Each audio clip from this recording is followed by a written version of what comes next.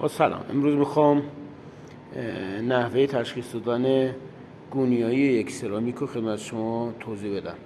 یک سرامیک زمانی میتونه گونیا باشه که دو تا قطری که توی سرامیک وجود داره با هم برابر باشن. برای تشخیص این مساوی بودن قطرها چند تا راهکار وجود داره. اولین ابزاری که میشه ازش استفاده کرد گونیاست که اگر شما توی ابزار کارتون گونیا داشته باشین به راحتی میتونید تشخیص بدین کاشی گونیاست یا نه.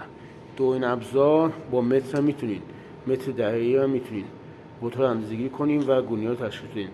و ابزار دقیق‌تر اونم کولیسه. شما یه کولیس هم داشته باشین قطرها رو اندازه‌گیری کنین میتونید تشخیص بدین کاشی گونیاست. حالا من این سه تا ابزار رو به شما نشون میدم نحوه عمل کردشون.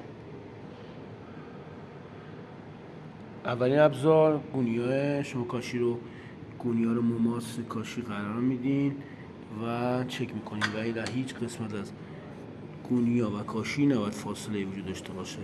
برای راحت تر انجام دادن این کار میتونین کاشی رو ایستاده قرار بدین و این کار انجام بدین.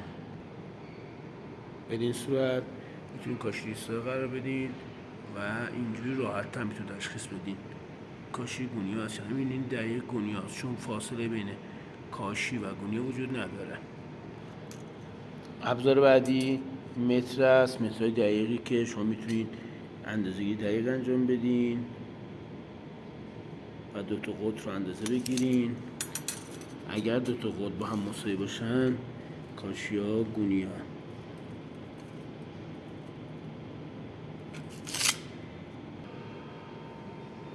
ابزار سومم که کولیسه. شما میتونید با یک کولیس قطرها رو اندازه‌گیری کنین و دقیق